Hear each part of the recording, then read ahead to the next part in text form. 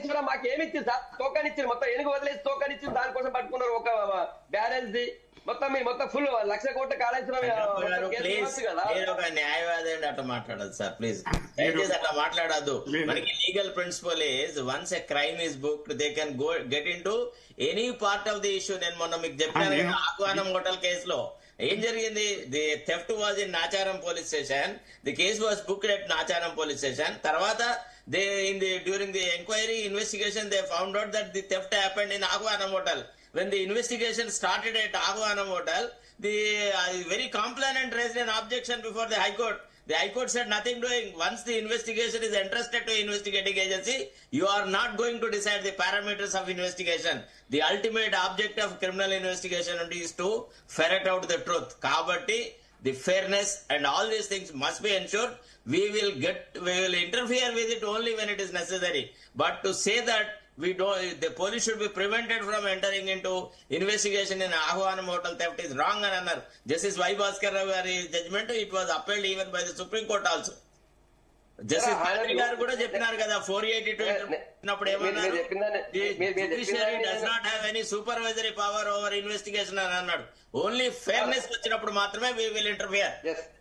ఇప్పుడు పీసీ ఘోష్ గారి కమిషన్ ఇచ్చిన రిపోర్టు ప్రకారం అక్కడ జరిగినటువంటి ఒక బ్యారేజ్ సంబంధించిన ఇష్యూనే వీళ్ళకి సిబిఐకి అప్పచెప్పినారు. మొదటి లేదా అది జరుగుతుంది, అది కూడా జరుగుతుంది. నేనేమంటా, మీరు ఇప్పుడు ఫోన్ ట్యాప్, ఇప్పుడు సార్ ఫోన్ ట్యాపింగ్ ఉండే కార్ రేస్ కేసు ఉండే, ఇక్కడ రాష్ట్రంలో 100 కేసులు ఉన్నాయి. ఏ కేసులో వీళ్ళు సీరియస్ గా యాక్ట్ చేసి చెప్పండి. సరే మా దాకా అది జరుగుతుంది కాళేశ్వరం. మీరు చెప్పండి, నాకు మా పార్టీకి సంబంధం లేదు, సిబిఐ వాళ్ళ కౌన్సిల్ ఇస్తే వాళ్ళు చెప్తారు. మీరు ఒక్కటి చేయలేక మమ్మల్ని అన్ని చేయట్లేదు అని అంటున్నారు. మేము అన్ని కూడా చేయడానికే రెడీ ఉన్నాం, చేయడానికే ఉన్నాము. మీరు ఒక్కటి చేయడానికి చేతనైతలేదు. మీకు 6 నెలలైంది సిబిఐ కాళేశ్వరంకి ఇచ్చి. జరుగుతుంది భరత్, నేను కాదంటలేను. సిబిఐ కూడా ఎందుకు లేట్ చేస్తుందో తెలియదు. సిబిఐ దాని పరిధిలో అది యాక్ట్ చేస్తుంది. ఇప్పుడైతే వీళ్ళు ఇప్పుడు సుప్రీంకోర్టే అన్నది సిబిఐ. మీరు ఆ చిలుకను పంజరం తీయాలి, ఓపెన్ చేయాలి. యూపీఏ గవర్నమెంట్ లో ఉన్నటువంటి ఒక కామెంట్, జడ్జి గారు కామెంట్ తీసుకొని ఈ కామెంట్ యూపీఏ టైమ్ లో ఉన్నది. నాకు ఐడియా ఆర్ఎం లోదా చేశాడు, కానీ ఆ పంజరంలో కాదు. ఇంకా మీరు ఇంకా బోన్ లో బంధించారు.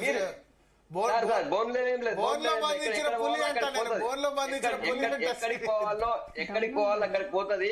మీరు దాన్ని బేస్ చేసుకొని ఇక్కడ సంతోషరావు గారిని కాపాడే ప్రయత్నం చేయకండి. సంతోషరావు గారు చేసిన అరాచకాలు ఒకసారి తెలంగాణ ప్రజలకు మళ్ళీ చెప్పండి. ఆయన ఉండి కవిత గారు ఆ ఇంట్లో ఉన్నటువంటి బిడ్డనే చెప్తుంది కదా. గద్దర్ గారు కావచ్చు, మంత్రులు కావచ్చు, ఎంపీలు ఎమ్మెల్యే కావచ్చు, సీఎం గారి దగ్గర రాకుండా ఆపింది ఎవరని చెప్తున్నాడు. ఆయన ప్రభావం ఎంత ఉండే, ఇప్పుడు ఈ రోజు ఎందుకు పిలిచినారు అన్ని, ఆయన ప్రభావం ఎంత ఉండే గవర్నమెంట్ లో. ఆయన ఫోన్ ట్యాపింగ్ లో ఆయన రోల్ ఉందా లేదా అని పిలిచారు కదా. ఆయన ఫోన్ ట్యాపింగ్ లో రోల్ ఉందని స్పష్టంగా తెలంగాణ ప్రజలందరూ కూడా అంటున్నారు. తేల్చనివ్వండి, వెంటనే తొందరగా వీళ్ళు దీన్ని ముగించాలని నాకు కోరుతున్నాం మేము. అంతే. ఒక నిమిషం భరత్, చెప్పండి. ఇప్పుడు ఫస్ట్ ఆఫ్ ఆల్ మా రామకృష్ణారెడ్డి గారు మాట్లాడిన దాంట్లో నేను ఒక విషయం చెప్పాలా. Criminal investigation is something like a seed. ఉండండి, నలుగురు మంత్రులకు సంబంధించిన టాపిక్ ఉంది. ఒక 5 minutes లో స్టార్ట్ చేద్దాం. మీరు మళ్ళీ వస్తే జాయిన్ కండి సంగప్ప గారు. భరత్ గారు, మాకు క్రిమినల్ లాలో ఒక లీగల్ ప్రిన్సిపల్ ఏముంటుందంటే, criminal investigation is something like a seed. Justice Chennapareddy అనే ఒక సెలబ్రేటెడ్ జడ్జి గారు ఏమన్నారంటే, criminal trial is something like a voyage in discovery of truth అన్నారు. ఒకవేళ if you damage the investigation itself, it will not lead to proper conclusion. ఇక్కడ రేవంత్ రెడ్డికి కావాల్సిన main ఉద్దేశం, మూల ఉద్దేశం ఏంటంటే, he want to defame the party in such a way, వీళ్ళకు పబ్లిక్ ఇమేజ్ అనేది మొత్తంగా డ్యామ్ చేసిన తర్వాత, వీళ్ళు చిల్లి పైసకు కూడా కొరగారు అని అన్నట్టుగా ఎస్టాబ్లిష్ చేసిన తర్వాత అప్పుడు he will proceed against the accused. That is not the object of criminal trial. whoever is accused, whoever is involved in that case, you proceed against them. You are ఏమంటే సంతోష్ రావు మీదనో హరీష్ రావు భుజం మీదనో తుపాకీ పెట్టి కేసీఆర్ ను కొట్టడం కాదు. That is the correct way అయితే కాదు. ఒకవేళ చేయదలుచుకుంటే, మనకి క్రిమినల్ ప్రొసీజర్ ఏం చెప్తుంది, లైఫ్ ఇంప్రిజన్మెంట్ అండ్ అబోవ్ ఉంటేనేమో 90 days లో ఇన్వెస్టిగేషన్ కంప్లీట్ చేయాలా, బిలో దట్ అయితే 60 days లో చేయాలా. సరే ఓకే రైట్, ఇంకా కొన్ని స్పెషల్ ఎనాక్ట్మెంట్స్ ఉన్నాయి, ఎన్డీపీఎస్ ఎట్సెట్రా అయితే 180 days ఈ రకంగా ఉన్నాయి. That is a different thing. But as on today A investigation లో ఎక్కడ ఏ రకంగా ప్రొసీడ్ అవుతున్నారు అనే దాంట్లో ఒక హేతుబద్ధతే లేదు. ఇప్పుడు ఒక లాయర్ గా రామకృష్ణారెడ్డి గారైనా ఎవరైనా గానీ ఇంత డిలే జరుగుతుంటే delay will dilute the seriousness of the investigation. మనం ఆ విషయాలను యాక్సెప్ట్ చేయాలా. ఇప్పుడు ఇది చాలా చాలా నీచమైనటువంటి స్ట్రాటజీతో రేవంత్ రెడ్డి ప్రొసీడ్ అవుతున్నాడు.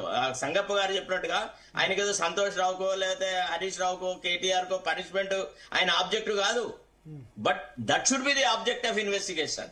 ఆయన ఆబ్జెక్ట్ ఏంటంటే దీన్ని ఎంతంత ఫ్లేర్ అప్ చేయాలా, బీఆర్ఎస్ పార్టీ అనేది అసలు ప్రజల ఎస్టిమేషన్ లో పూర్తిగా కింద పడిపోవాలా, అది ఆయన స్ట్రాటజీ. అట్లా చేయడము రాంగ్. ఎవ్వడు కూడా anybody whoever he's got any belief in rule of law will not support this kind of strategy at all. You are not suppose to make use of or exploit the investigating agency in this fashion. ఇప్పుడు కేసీఆర్ కు ఈయనకు తేడా ఏముంది? కేసీఆర్ అట్టనే నాశనం చేసినాడు, ఇతను ఇట్టనే నాటి చేసినాడు. ఇంకోటి ఏంటంటే ఒక ప్రిన్సిపల్ ఏమంటే before killing a dog you call it mad. Now he is establishing that BRS is a mad dog. This is what he is trying to project. లేకపోతే ఇంత సిట్టు పెట్టి ఇంతమంది ఆఫీసర్లు పెట్టి దీంట్లో ఏమున్నదండి? ఏం పెద్ద ఏదో సముద్ర గర్భంలో ఉన్న రత్నాలను బయటికి తీస్తున్నారు. అంత అంటే చెప్తే అసలు అది నవ్వడానికి ఆస్కారం ఉంటుంది. తర్వాత రెండోది, మీరు బాగా అటాచ్మెంట్ ఇస్తున్నారు రాధాకృష్ణ రావు స్టేట్మెంట్ కి. It's a statement before the police officer.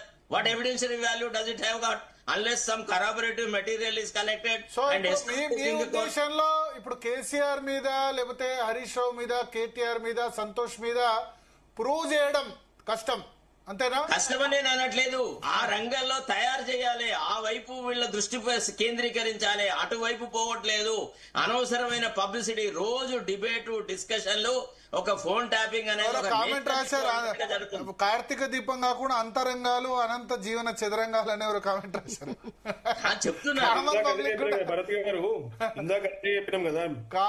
Public కూడా సీరియల్ ఒక్కో దాంతో చూస్తున్నారు. అంతరంగాలని ఎవరు కామెంట్ రాశారు. అంటే మన కామన్ పబ్లిక్ చర్చ చూస్తున్న వాళ్ళు కూడా అంత రమ్యారావు గారు చూడండి, అది పబ్లిక్ అని ఎందుకు అనుకుంటారు? అది బీఆర్ఎస్ సింపథైజర్స్ కావచ్చు. పబ్లిక్ అని ఎందుకు అనుకుంటారు? సమస్యలు ఏమి లేనట్టుగా ఒక టెలిఫోన్ టాపింగ్ రోజు ఒక పెద్ద మేజర్ ఇష్యూ ఎవడైనా మాట్లాడతాడు. ప్రజల దైనందిన జీవితానికి సంబంధించిన అంశాల మీద చర్చ లేకుండా మొత్తం అసెంబ్లీలో ఏమైందండి? మొత్తం కంప్లీట్ గా అసెంబ్లీ పెట్టినారు, మేజర్ ప్రతిపక్షం తప్పించుకొని బయటికి వెళ్ళిపోయింది, అసెంబ్లీలో చర్చ లేదు. 1 sided గా 1 minute లోపల మొత్తం వాళ్ళు ఏం కావాలనుకుంటే అది అమెండ్ చేసుకున్నారు, వాళ్ళు కావాల్సిన బిల్లులు పాస్ చేసుకొని పోయినారు.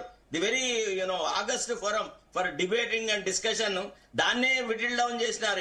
ఏం సాధించినారో నాకేం అర్థం కాలేదు. అంటే మనం ఎంత డబ్బులు ప్రజాధనం వృధా అవుతున్న అసెంబ్లీలను పెట్టి అక్కడ కాంగ్రెస్ అట్టనే కాలిపోయింది. పార్లమెంట్ లో వాళ్ళు ఏ డిస్కషన్ డిబేట్ జరగనియరు, ప్రతి దాంట్లో రచ్చ రంపి చేస్తున్నారు అక్కడ పార్లమెంట్ లో.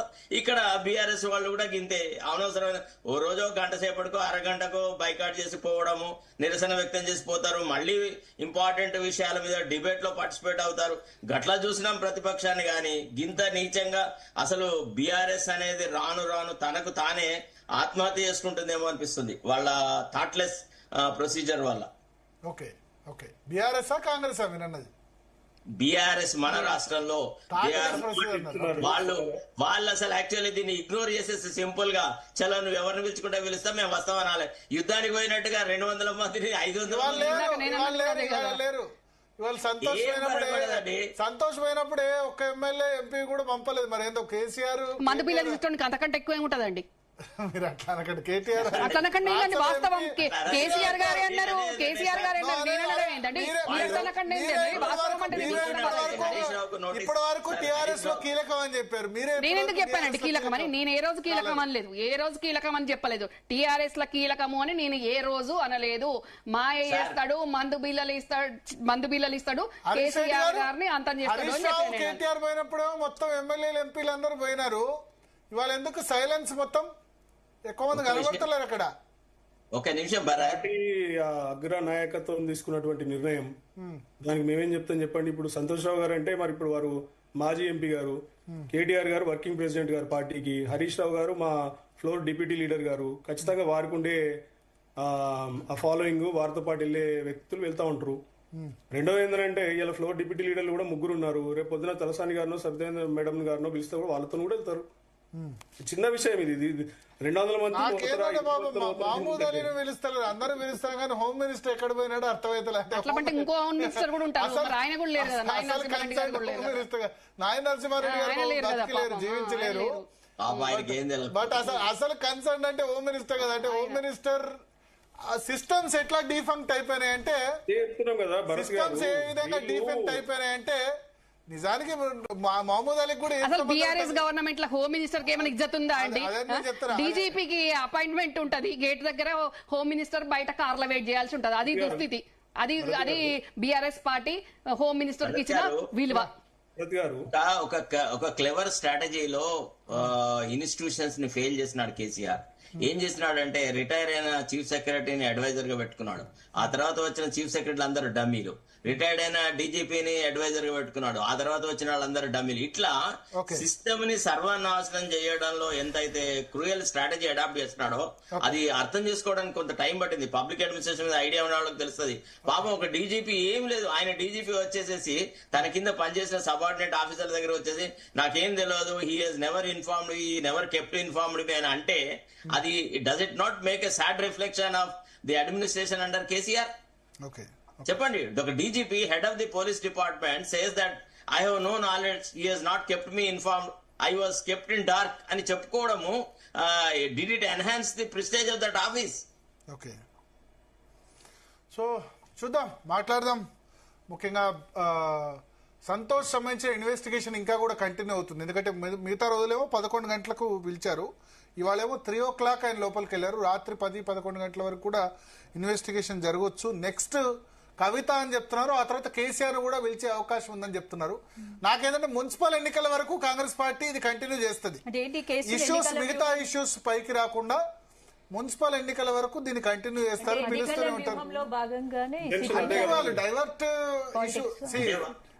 పాలిటిక్స్ డైవర్షన్ అన్నది వాళ్ళు చేశారు, వీళ్ళు చేస్తారు. రాజకీయ పార్టీగా అంటే సిట్ నోటీసులు వరుసగా రావడం వల్ల బీఆర్ఎస్ పార్టీ ఇమేజ్ కు దెబ్బతీయడానికి ఆబ్వియస్లీ బీఆర్ఎస్ ఇమేజ్ దెబ్బతీసేందుకే. బట్ ఫోన్ ట్యాపింగ్ లో వాళ్ళ ప్రమేయం లేదు అన్నది కూడా చెప్పలేం కదా. ఫోన్ ట్యాపింగ్ లో బీఆర్ఎస్ సంబంధించి కూడా క్లియర్ గా సంథింగ్ ఇది ఏదో అధికార లెవెల్లో జరిగింది కాదు, రాజకీయ నాయకత్వం చెప్పిందన్నట్టే మనకు కనబడుతుంది.